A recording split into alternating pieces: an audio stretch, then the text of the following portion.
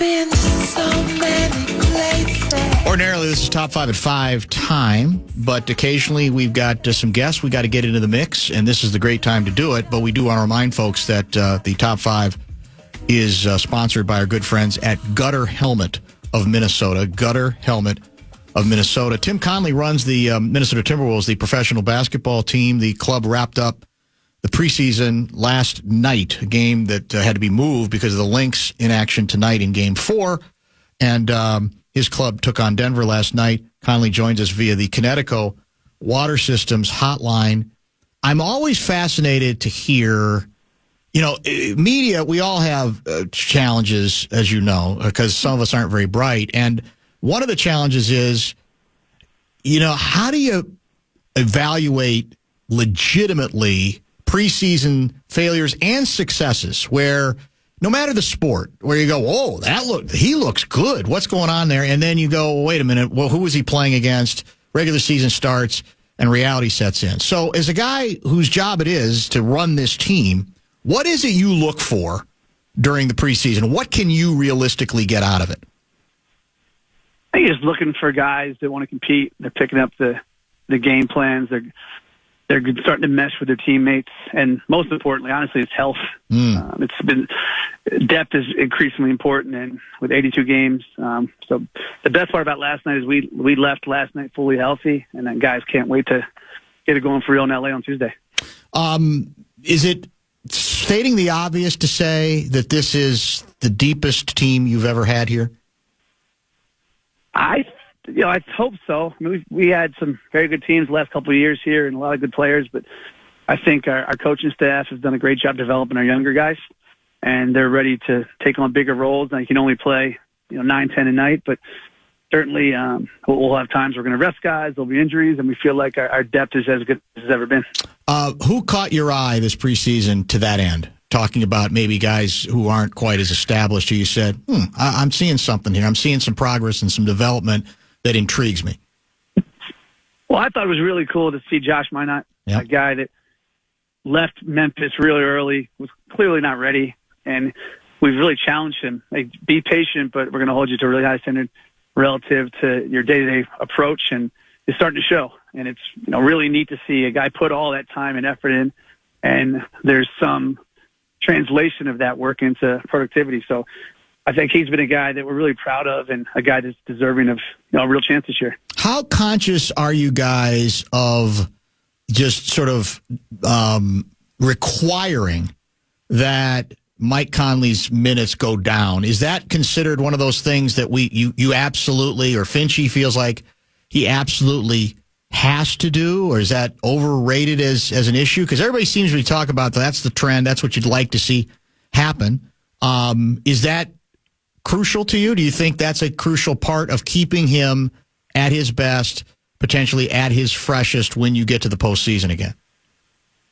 Well, we have to be aware of his age and all the miles he's put in, but we're also we really feel like we're a team that wants to play every night. Rest can be helpful at times, but some teams overdo it. I think the load management has become kind of a catch-all, and it's something we don't always really subscribe to. So Mike's really bright. He'll tell us when he needs a day off. We know he's not going to play 82, and we know in the most meaningful minutes he'll be ready. But on a whole, we kind of want a team that wants to play. If we're healthy, let's play. I mean, there's a big difference between being banged up and injured, and our guys play with them banged up, and I think it's one of the attributes of our roster that we're most proud of. Who will start the season as the backup point? I'm not sure. That's a Finchie question. I mean, we had a lot of flexibility there. Mm-hmm. I think it's been fun to see what Dante looks like on the ball. Mm-hmm. Obviously, we got Rob, we've got Nikhil, we've got a lot of options there. I think the really neat thing about Finchie is he's largely a positionless coach. It's not like we need John Stockton handling the ball for 20 seconds of possession. But I think what was neat about this preseason was seeing different looks and how those looks might complement our starting five. Did you see enough of Dante where there could be occasions where he is the guy who, given matchups or whatever, that he could be the guy who's capable of getting you into whatever you need to get into offensively? Yeah, absolutely. I think one of the real appeals of Dante is he started the 1, 2, and 3 for really, really good teams. And obviously we got a guy in our building now that's won a championship. We couldn't say that last couple of years. He knows what it's like. So his positional flexibility allows us to go with a bunch of different looks, and he's a guy that Finchie's already thinks the world of. So it'll be fun watching him matched up all over the place. So, I think Finchie is on record as saying early his plan is to use 10. I don't know if that necessarily means you use 10 all season. You clearly have more to work with, and I think that's part of what he is acknowledging. I always wonder the way it works in the league these days that can it depend? Are you allowed as a head coach anymore to say, all right, on a given night, these two guys are going to flesh out our top 10, and other nights we may go different. We may go with guys who are 11 and 12 on the night on different nights. In other words, can it switch, or is it such a pattern-driven league with egos to satisfy that you can't really get that specific about? It's all kind of going to depend on matchups. There's some guys against certain teams that might help us more than others once we get past maybe even the top 7. Well, I think what we told our players early and often is the depth has to be embraced as a positive, and with that positive comes a lot of uncertainty. Right. Good uncertainty, because we have guys that we trust. So I think certainly there's going to be times we're going to have to go really big. So other times we're going to play teams that play 4 guards. But I think the willingness of our players to accept the uncertainty could be really impactful to how many games we win. It's not going to look the same every single night, and guys are going to have to be ready for that and just really embrace that all that matters are the wins and losses. Randall, I think, played in the preseason. The only preseason game I think he played for you guys was the Chicago game, which I got to see a decent amount of. He did look, I think, that's fair to say, a little bit rusty. You also saw a little bit about, what he can do well, what you guys obviously liked about him. I continue to wonder about, to me, the biggest question is when I watch, especially preseason, and again, maybe this is unfair because it is preseason, I felt in the games where you were a little smaller, where Randall didn't play, it was free-flowing, man. The ball was moving, and you were going fast, and you were getting down the court quick, and the ball, to use Finchie's term, was not getting sticky. The question is, will that continue with a guy who, to a certain extent, to be effective at what he does offensively, sometimes does have to work, work people down and hold on to the ball a little bit. So what can you tell us and fans about those questions for you, about how you get the best out of what clearly he can offer offensively and still try to adhere to what looks to be and hope to have a pretty open offense? Well, we're lucky because Finchie and Julius have worked together in New Orleans. So even though this is his first time around this group of guys, there's a built-in familiarity there. And that year in New Orleans, maybe his game looked a bit different than New York. I think his playmaking, beyond obviously the productivity of 24 points, and he's a great rebounder, I think his playmaking is something that he takes a lot of pride in. He played on the ball a lot, even going back to high school. He's kind of a point forward. But I think what's neat right now is watching Finchie and his staff try to figure out ways where, hey, certain points we just want him to punish his mismatch. He's such a strong isolation scorer, and he's a bull. He's a hard guy to guard. Gets the free throw line a ton. And then how do we counter that with him making quick reads, quick decisions, and really playmaking? I think some of his ability to play downhill and find shooters will be really beneficial with the team we have this year. So it'll be fun to watch that dynamic develop, but he's a guy that can do a lot of things, and hopefully we'll put him in the position to do all those things well. I've got a lot of, I got to tell you, so far, most of the texts have not come in about your starting point guard. They've not come in about Anthony Edwards. They've not come in about Dante DiVincenzo, although people, I think, are already very fascinated with him, or on Randall. They are hashtagging free Luka, as in Luka Garza, who was ridiculously dominant again last night, albeit again in preseason circumstances. So, we talked about, I think most people know the top 8 is set, and then it's a matter of who's going to be 9 and 10. Does Luka, do you think there's a greater window for Luka with this configuration of players than there was a year ago to occasionally get, 7 minutes here, 8 minutes there, to be at least an occasional part of this rotation? Or do you think the challenges for him are still the same? I think there's certainly a wider berth. Last year we had, whether it's Carl or Rudy, we were in short 48 minutes, kind of elite play at the 5 position.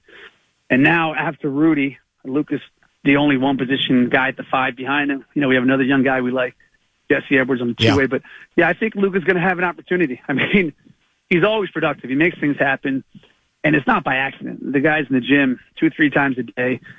His productivity at Iowa, his productivity in the G League, I mean, his per-minute numbers are insane. And his other teammates trust him. It's not like when he's out there scoring, you can see their reaction. They don't think it's a fluke because they see it all the time in open gym or practice. So I do think really Rudy and Luka are only 2 real centers we have on the roster, which gives him potentially more opportunity to have more consistent playing time. Yeah, that's what I thought. I mean, just because obviously it generally was if Rudy's out of the game, Cat's going to be in the game, and you do not have that. You can't stagger it the same way this year because obviously Rudy is indeed gone. We talked about Edwards and sort of his progress and where you want him to go next. One of the fun things I thought in this preseason that caught my ear more than my eye were some comments he made about Dante.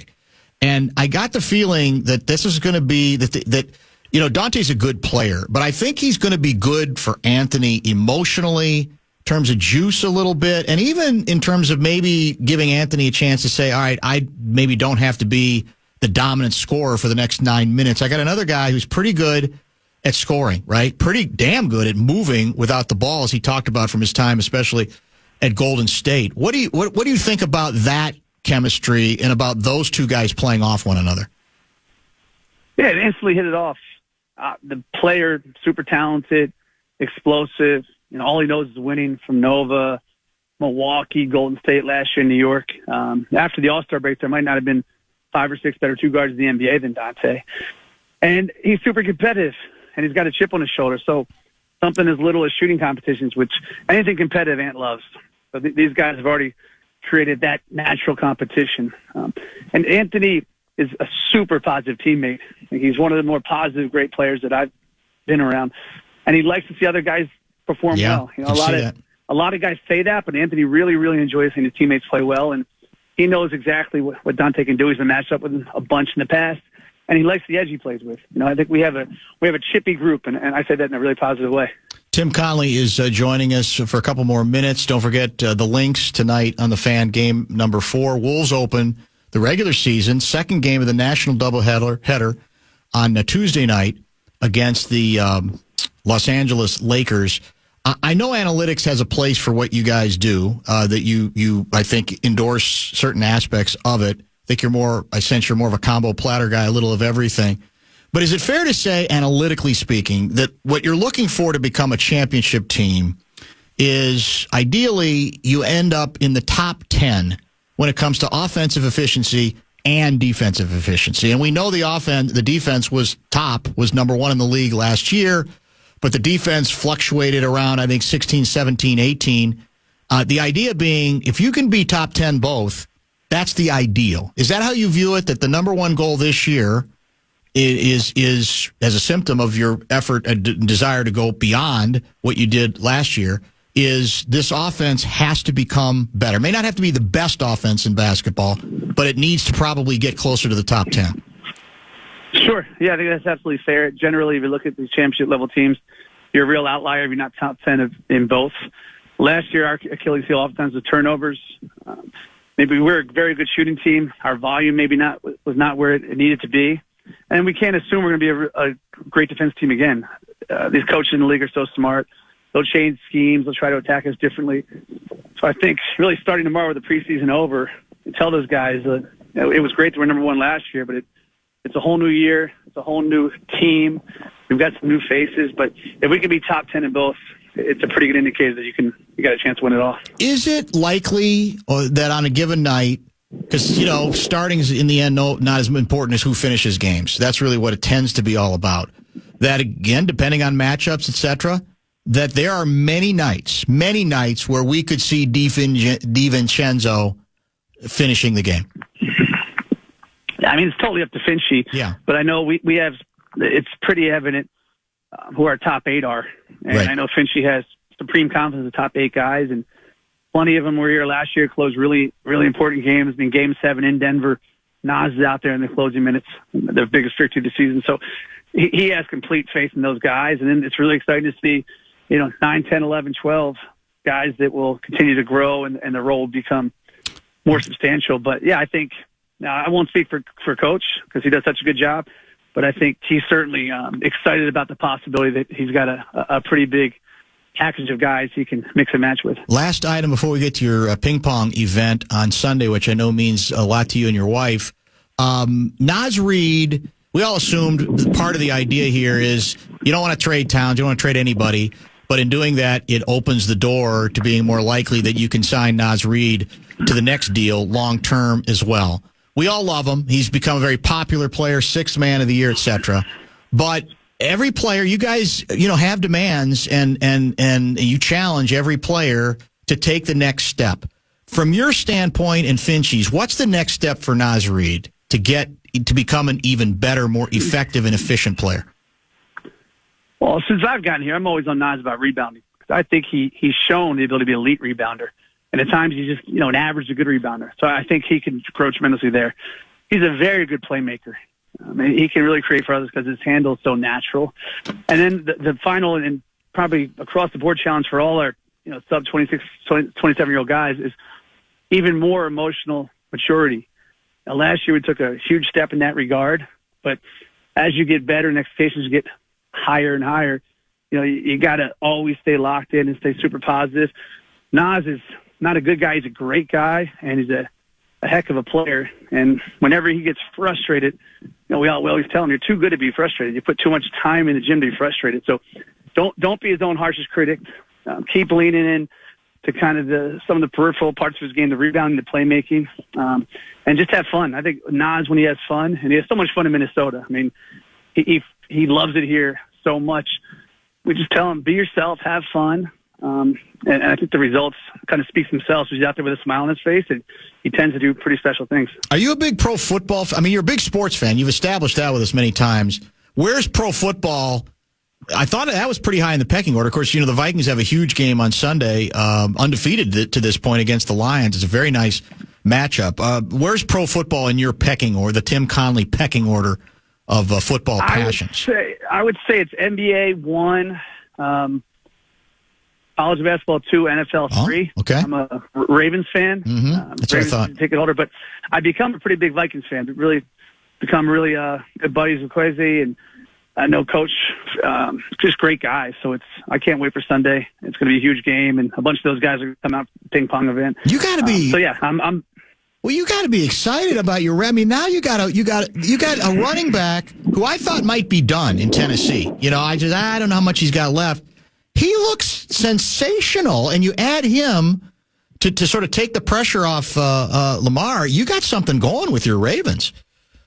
Hey, I went to the NFC Championship game last year with my son. That's right. And obviously Mahomes was ridiculous and pulled it out.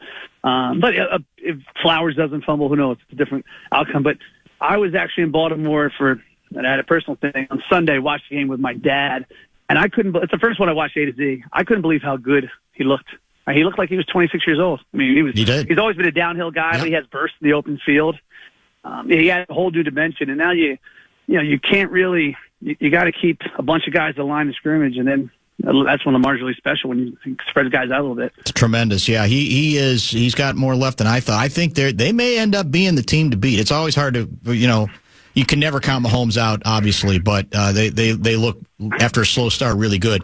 All right, you mentioned the Vikings, Ravens, a lot of purple in the Super Bowl. There you go. That'd be fun. That'd be outstanding. All right, big ping pong event Sunday, which I'm going to be lucky enough to be hanging out at for a while as well. So tell the folks about that and how they might still, they have an opportunity to stop by on Sunday night.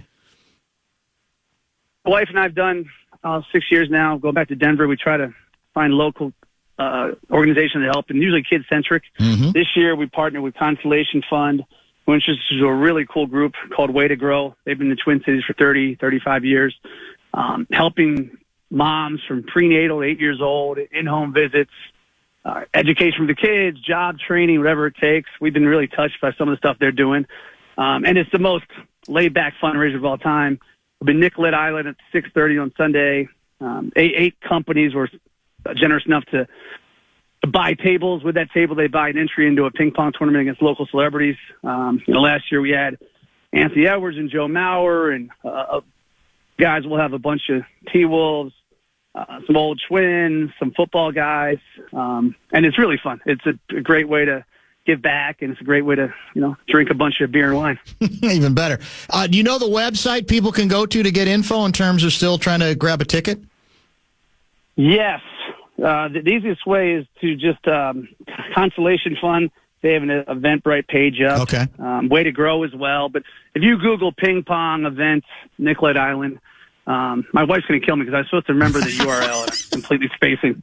So, We'll find it. Yeah, Google ping pong 2024 Tim Connelly. Something will come up. Yeah, she's going to, you're going to hear from her on this. I don't exactly Yeah, this is the one thing. Yeah. I just dropped my 23-month-old. She sent me a text. Don't forget the URL, and I'm on my phone anxious looking for it, and I got nothing. We'll find it. We'll find it for you.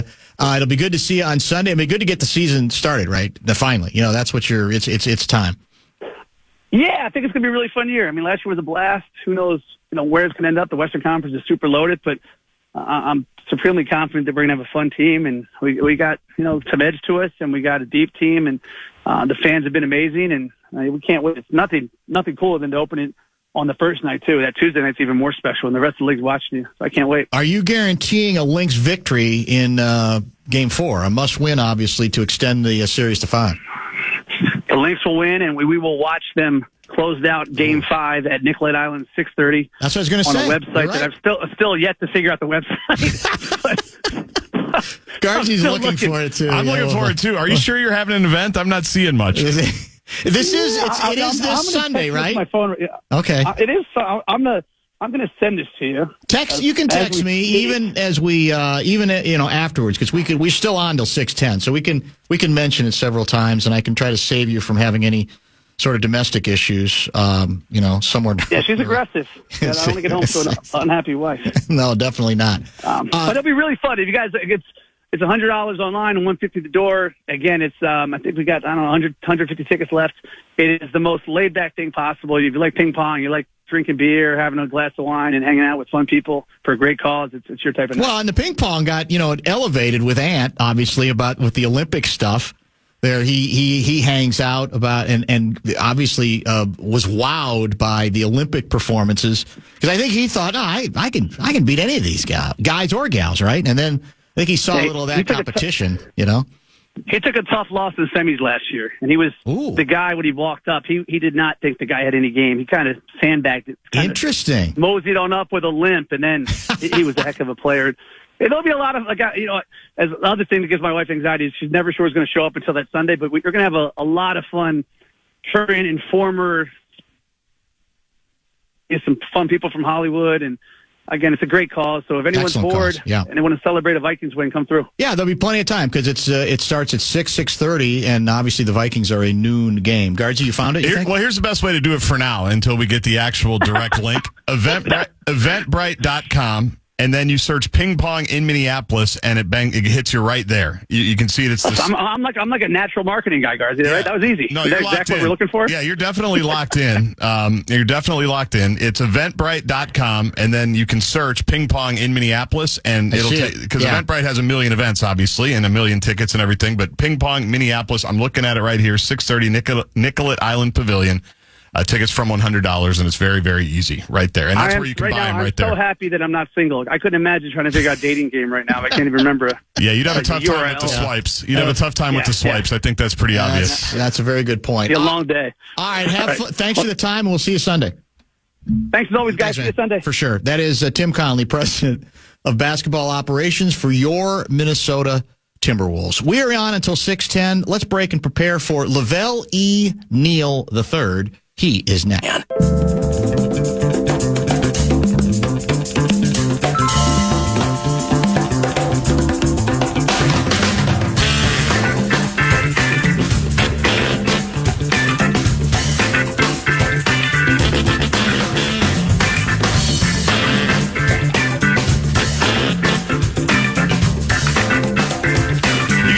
Of the Vikings, Paul Allen, out at Hy-Vee in Eagan Tuesday, October 29th. Stop by from 4 to 5 p.m. to meet PA and Vikings defensive back Cam Bynum. Thanks to Hy-Vee and Pepsi, plus a live Q&A event to follow. All the details are at KFAN.com. Make the keyword calendar.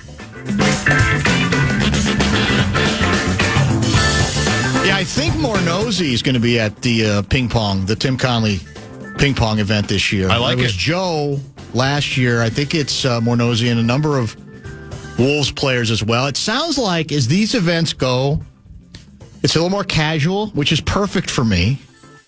I'm not big on the formal stuff. So, it sounds like it's an excellent cause, obviously. So, and it's a good way to unwind after a big Vikings victory to go to 6-0. If there's a Viking or two that shows up, and I think there is some talk that there might be a couple of those as well. They're usually the way the thing works. Can I give away some cash, or at least try Let's to? do it. Absolutely. Final one of the week. We're waiting for Wobbs. He's at the Lynx game, or the pre-game availability with head coach Cheryl Reeve. I'm told, by the way, because we're on till 6:10, I'm bringing Giovanzi. I'm told that leaving as late as we're going to leave from here even means we'll be lucky to get there for the second half. Think so? Well, apparently the walk-up is bad, and they're not quite ready for it, and so they're recommending you get there about now, if you can, that if you get there 6:15 to 6:30, it's going to be ugly. I think you'll be all right. I hope. Municky runs them through pretty well. That's true. He knows. He's always sitting there in the Skyway. He's getting people going. The Fan and two men and a junk truck want to give you a shot to put a grand in your hand. It is our national cash contest, and the final keyword of the week is deposit. Go to KFAN.com and enter the keyword deposit. It is, we've obviously spent a lot of time on the Vikings, and we're going to start with the Vikings with Lavelle, even though he's with the Lynx tonight. One of the things that we talked about with Tim Connelly that interests me the most really is that cliche about who finishes games, because maybe I'm overrating Dante, but I think he's really good, and I think he does give them something a little different. And so I'm curious to see how often is he going to be in at the end of games. Now I'm sure a lot of it's going to be about matchups, right? Yep. Going smaller. Having an extra wing player. I don't think it would be Dante instead of Conley, but who knows? Depending, again, on circumstances. I don't think Conley, I'm talking about Mike Conley now, I don't think he's going to be offended if he does not play quite as much. I think he sees, okay, this is, he's already in kind of a transition period. He doesn't want to cede anything, but that's to me going to be the thing most interesting to watch. Who ends up finishing games for this team on a given night? I've said this before. Ideally for the Wolves, Julius Randle would raise his hand and say, "I'll be glad to come off the bench for you." Because I think starting Nas and having Randle off the bench, if you have Randle and DiVincenzo as your first two players off the bench, that's the best 7-man rotation that you can get. I mean, that's just outstanding. But we'll see how that indeed goes. Lavelle joining us now via the Connecticut Water Systems hotline. Everybody locally, among scribes, it appears, is picking the Vikings to get to 6-0. Are you in that group? Well, I wrote about this for Sunday. It's not just about possibly getting to 6-0. It's probably being 7-0 within a span of 5 days. You got just a quick turnaround for the Thursday night game, but it generates great momentum if you're able to pull it off. I think the Vikings have a great chance of winning on Sunday, and the fact that it looks like Aaron Jones is going to try to play, I think, helps their chances immensely. I also believe that Brian Flores is going to figure out a way to finally get the best of Jared Goff. I believe the Lions scored 30 points in each of the two games they played last year, but this is a much different defense. He's got guys who have experience from last year running it. He's got free agents like Van Ginkel and Greenan, who are sorry, I coughed already. Who have been impact players on defense. So I like the possibility of them limiting Ben Johnson's offense. The other thing too is Sam Darnold's got a chance for some success through the air because that Detroit secondary isn't that great, and they don't have a lot of depth, and they could be had. Especially when you see Bears reject Kendall Vildor on the field. They should exploit that matchup repeatedly. So I like their chances, Dan. I think it could definitely happen at home. Without the way the vibe is going for the Vikings right now, I think they got a chance of winning, and then that sets them up for their Thursday night game at LA against the Rams, who are hurting. Cooper Kupp may be back or not. We should soon see, but I do like the chances that the Vikings could pull this off, especially now that we're hearing that Aaron Jones is probably going to try to play. Yeah, I think another thing, the Lions looked ridiculously dominant against Dallas. Overall, though, I think if you look Dallas at is a mess. Exactly, and if you look at the schedules that the Vikings have played and the Lions have played at this point, I think the Vikings have played a more challenging schedule in terms of the teams that they have beaten. And in fact, Detroit's single loss was at home to Tampa Bay. So I think Detroit's for real. I really do. I picked Detroit to win the game, and it's hard to pick. I really believe, for me, it's the difference between Jones playing and not playing. And maybe the better way to put it is, if Jones plays, he also needs to be effective enough, not injured enough where he's just not the same guy. But that's the great unknown. We don't know about that. And to your point on Flores, I think when you talk about limiting and frustrating Goff, really what you're defining is limiting their running game. Because if they have the best running game in football, they've got two really good running backs. They've got the best offensive line you can get. They're averaging 160 yards a game on the ground. And you take more of that away, that I do think Goff becomes a lot, like a lot of quarterbacks, becomes a lot more immortal. So to me, if you're trying to get to Goff and throw him off, the best way to start is to just to blitz their running game, to where instead of getting it 2nd and 3, it's -3 on first down, because you've shot the gap into the backfield with whatever funky of approach you're using at the line of scrimmage, and you are frustrating what they're used to doing, which is pretty much running the ball at will. They're going to score some points, no doubt. I think if the Vikings win, it'll be like something like 27-24, maybe 30-24. Goff, I was just looking at it too. Goff's the most experienced quarterback they faced this year. Stroud, Purdy, some of the other guys that faced have not. Oh, wait a minute. Aaron Rodgers. Oh, right? Rodgers, yeah. The Jets. All right. He's the second most experienced quarterback that they've faced. Although Rodgers was not Rodgers that we know of in the Vikings game. But if you could slow down the running game, get him in predictable throwing situations and get in his face, he has been known to turn the ball over. I mean, the Bears defense had success against Detroit in 2 games last season, and it had a beat at home late in the third quarter and could not hold on. So it can be done. And the running game that Detroit has is pretty impressive with David Montgomery and Jahmyr Gibbs, and it definitely flows from that. I'm guessing Gilmore is going to be on Amon-Ra St. Brown, which would be a nice matchup to see transpire. So, I mean, it's not going to be easy. I think it's going to be about a 3 to 4 point game on Sunday. But I think the Vikings can win. It's a very entertaining prospect, this matchup, right? I mean, this is a marquee kind of a matchup, which we don't usually associate with Lions-Vikings games historically. So that's all good. We mentioned earlier, and we were quoting from your guy, Mark Craig. We shouldn't forget about Jameson Williams, who, of course, got to Detroit via us, the pick that we gave to them in 2022. Yep. This guy's figuring it out. He's staying healthy. Second in the league in average yards per catch at almost 23. He's already got touchdowns of 70, 52, and 37. So as much as we talk about their running game, they can be explosive, and it starts with him. I mean, he has been very good at sort of starting to realize his potential. And he's realizing he's got a great receiver on the other side of the field that can make things easier for him. True. And, this is also an example, too, that I know there's been a stretch here in the NFL where these rookie wide receivers will walk in and be productive right away, and become a force right away. And it's all not the same. And he needed a couple of years to synthesize some information and figure out what he can do on a professional level, and now he's thriving. So it's pretty neat to see when someone blossoms. I mean, the Vikings may not like hearing that when they face them on Sunday, but sometimes you have to wait on people. And Jameson's one that the Lions have waited on, and now he's paying off. Lavelle is brought to us by Allery's Bar in downtown St. Paul, your home for free parking and wild shuttles. We got to get one more quick break in, Lavelle, to get caught up, and we'll continue with you, get into some other subjects as well. He is at the Lynx game tonight, so we'll hear what he heard Cheryl Reeve say pregame and much more when we return.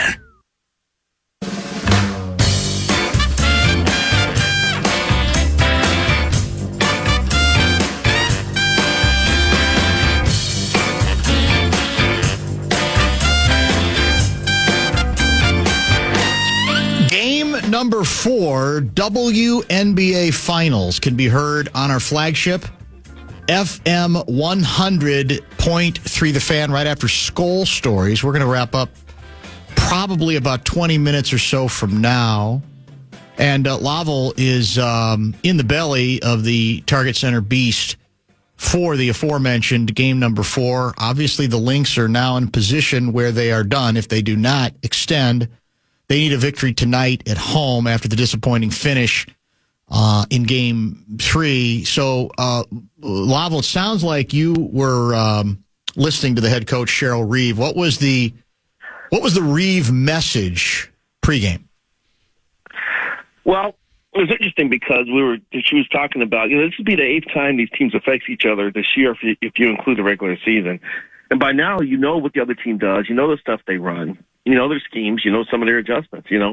At this point of a series, that if this comes down to players making plays, you can't come up with new wrinkles. You can't try to rewrite a playbook, with the 2 days in between games. You got to just believe in your players. Tell them your players that you believe in them, and watch them go out and make stuff happen. So we're going to see who's going to make plays tonight. We're going to see who steps up. We're going to see. It definitely hurts their chances because when the Lynx's top 5 are playing together, they're plus 20 on the season. And one of them's down in the lineup. There's a difference. And tonight, everybody will be watching Alana Smith to see how many minutes she can play. Yep. With that bulky back. I was trying to tell Kent Youngblood, our beat writer, when it happened, I was like, that should have been a foul on Jonquel Jones. She just backed into her and just pulverized her into the ground. And I said, now, and she's hurt. She got up and limping right away. And now that's an issue for game 4. Coach Reeve did say that Dorka Juhas will definitely get time today. So there's 5 or 6 fouls to give, trying to stop Jonquel down low and just deal with the physicality that the Liberty are going to play. They felt, the game changed in the second half because they kept playing physical. They felt like they wore the Lynx down. Smith got into foul trouble. That led to better matchups for Jones and Brianna Stewart. So I think they like the way that approach served them in Game 3. So the Lynx got to figure out a way to fight through that in Game 4 because they're going to bring it again, and they got to be ready for it. I think there's some truth to that. I spent some time talking with some Lynx sources that were a little disappointed about the second half. It felt like in some cases the Lynx were shying away from the contact, and it was very clear that the Liberty that was exactly what they intended to do, and were successful doing it. I mean, the other thing that stands out to me, and there's a debate about how good the shots were, but to me, this really comes down to the Lynx offense. There have been too many stretches where they've had consecutive empty possessions. They had a stretch in the fourth quarter with the lead, 6 straight empty possessions with a chance, obviously, to get a bigger lead where you have a little more margin for error and you can't get burned by a late 3 from the center court line. And I think that's going to tell the tale is, can they get enough offense going when the games are won or lost, which is generally in this series going to be the final 3 or 4 minutes. Those droughts have been a thread during this series. Yes. They've just minimized them in the other games. As much as I like Courtney Williams a lot. I like her attitude. I love her mid-range game. I love what she brings to this team as a second impact player behind Fee. But she does turn the ball over, and Cheryl does have to bench her at times during games. And this is a reminder: she doesn't consider herself a point guard. Reeve believes in her that she can be a playmaker, and for the most part, she has. Yes, but that's not all that Courtney does in her mind. And we get that. But the turnovers, suggest that that's definitely true, that she's not a true point guard. Although I think she's a playmaker. So if she could just tone that down and take shots when they're available to her, that will help the Lynx cause, because there's no room for error today when the season's on the line. No, and sometimes we can overthink it. I mean, if she has one of her dominant offensive performances tonight, that'll extend the series too. You want her to distribute. Obviously, there's stretches where I think she does that well. There are stretches when she forgets to do that. But if she goes for 28 tonight, just happens to hit every one of those mid-range shots that is her bread and butter, it can be a different game. And I also think sometimes Nafisa has gotten a little bit lost. I don't necessarily put that on her, but I feel like let's face it, Liberty, I think, is deeper in terms of their top scorers, dependable people that are established as scorers. And I think to a certain extent, you could say the Lynx are still looking for a consistent, here's our third scoring threat that we can count on different night, as opposed to different threats, different nights. Yeah, well, Michaela McBride or Bridget Carlton, when they're hitting their shots and getting into double digits or 15 points or so, then the Lynx are pretty much unstoppable in those situations. We saw it with McBride in the first couple games, and if Bridget can get going a little bit, she's got more confidence in their shot. She finished third in most valuable, most improved player of the year voting, so it's there. And yeah, they need a third wheel, maybe a fourth wheel to step up and put the ball in the basket about 5 or 6 times just to help the cause here. And that will help Fee as well. Yes. Because, if they're going to double her as soon as she gets the ball, it's going to force her to kick the ball out. And they got to bury those shots. And then if they prove they're burying those shots, then that affects how they're being played. And all of a sudden, Fee's got one-on-ones under the basket where she is quick and she's got moves, and she may have the best turnaround fadeaway in the league. When she gets that part of her game going, she's operating at full throttle. So that's what the Lynx need to get to, that yin and yang thing with the players around the FISA. 612 guy changes the subject dramatically. If you had the money, which franchise would you buy, Lavelle? The Twins or the White Sox? Oh, if I had the money. So that's at least $2 billion, because the White Sox are probably going to fetch $2 billion. Probably, yeah. God. Well, Chicago's my hometown. I wouldn't ask for a new stadium right away, so they wouldn't have to worry about that. I mean, get in line behind the Bears, and now Jerry Reinsdorf wants a stadium, and now he wants to sell the team. Right. I'm talking my way through this answer here. Man, I like Target Field. I like Fort Myers for spring training. The White Sox are a mess roster-wise. The Twins still finished over 500. Mm-hmm. You're talking yourself into the Twins. I thought you were going to say Twins. White Sox. The third largest market in baseball. But second team in the city. Second team in Chicago.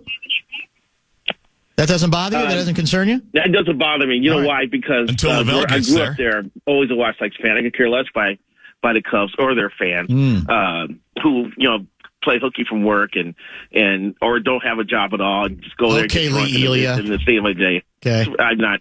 They never bothered me. I've always laughed at their stadium with the weeds on the wall and the pajamas they wear for uniforms. that would be now I really want to buy the White Sox, so that would be my goal. Okay. To become the top dog in Chicago and knock the Cubs off the berth to the second spot. The perch, yeah. Well, that'd be a very hefty assignment. It is interesting timing, right? That these are 2 World Series winners as owners, right? That apparently are both ready to step aside within the same division. Doesn't mean it's going to happen tomorrow, but it is rather interesting timing that the Twins announcement is followed by these press reports that I don't think Reinsdorf is denying that he may be ready to make a move. Well, both are 2 pissed off fan bases right now. Yeah. And the thing is, Jerry is down the road with a group led by Dave Stewart, the former Oakland A's I saw that. pitcher. Yeah.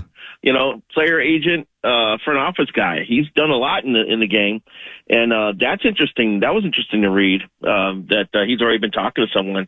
I'm curious to see if we ever hear anything out of the Twins side about who they're talking to. Indeed, a very good point. All right, we're up against the clock, so we'll let you go. I'll wave to you because I am coming to the Lynx game tonight, but sitting in the seat. So we'll try to get your attention at some point and celebrate what should be, it needs to be a victory if you're going to extend this thing. Tonight has to be the night. Well, I got to find out where I'm sitting at because the Wolves they're restructuring where the media is sitting. And again. Yes, and they've taken half of the press section. There's a out. shocker. Where we usually sit. So we're at different spots of the stadium now. That's a great deal. That's just ducky. I should have asked Conley about that. I forgot. Maybe next time. I'll ask him. I'm at his ping pong tournament on Sunday, so maybe I'll ask him about. Was he the one? Was he one hinting that Nod should be starting some games? Did that start with that conversation? I don't think so. Did he give you that? You were talking about it before I came on. I was like, I wonder if this came up with Connelly. No, I said I do think you could make the argument that the home run would be if Randall says I'm fine coming off the bench, and you start Nas, and then you have as your first two bench guys. I mean, that's just brilliant, Dante and Randall. But Eagle being what it is, I think that might have been a difficult sell. I don't even know if it was ever presented to Randall as a possibility, but.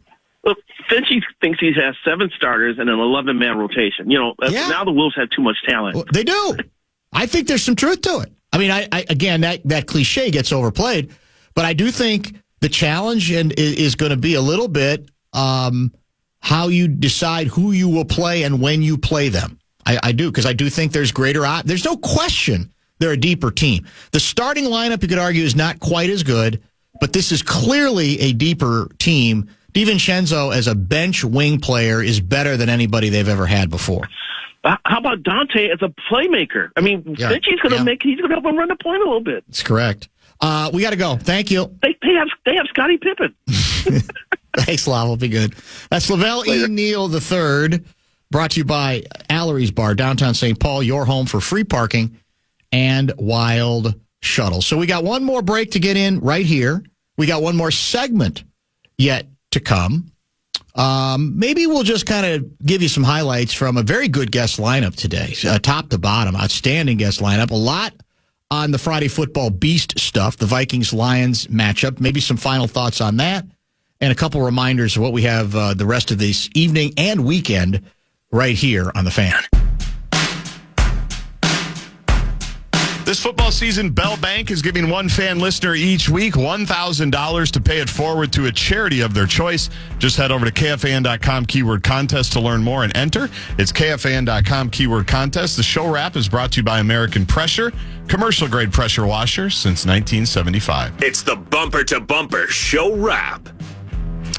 You're hearing the Enough Said music. That is a reminder that Guardsy and I reunited tonight with Natalie Briniger filling in for Lori Fisher on the Enough Said program. The times always confuse me. Is it 9:30 on the Plus tonight, or is it 9:30 on Fox 9 tonight? It's a good question. I think it may be 9:30 on the Plus and later on Fox 9. Because they have Purdue and Oregon on Fox 9 before us. Purdue, Oregon? Well, it's Oregon, more specifically. That could be 100-0. Yeah. Purdue is not in good shape right now. They are not. No, it's not good. But yeah, find your programming guides. And I think we had a very nice show tonight. Toy department heavy early, got into some A-section stuff eventually as well. So give it a listen or watch or DVR it and watch it at your leisure over the weekend. Skull Stories is going to follow us tonight. And then, indeed, it's Lynx Liberty game number 4 right here on the flagship FM 100.3, The Fan. Good guest lineup today, which included a bonus Sean Salisbury between 4 and 4:30. He, like you, and like Ben Gessling, likes the Vikings in a close game. And, you can go with Gessling's reasoning, which is... I'm going to give this defense the benefit of the doubt. let's see somebody, handle it. But until we do, I'm going to give them the benefit of the doubt that they're going to perhaps confuse another good quarterback and another effective offense. So, look, we talked early about, I think there's been way too much emphasis on the fancy yardage totals for JJ in this series. It's been impressive, but, the last 4 where he's had like massive yardages, 141, 192, 223, and 182, the Vikings have lost them all. Now, I'm not here to say they lost them all because they emphasized Jefferson too much. It's a reminder that a team to win has to do several things beyond just getting aroused over fancy yardage totals. I just don't get into that as much as some people do. And one of the items that hurt them in those games is a total inability to include the ground game.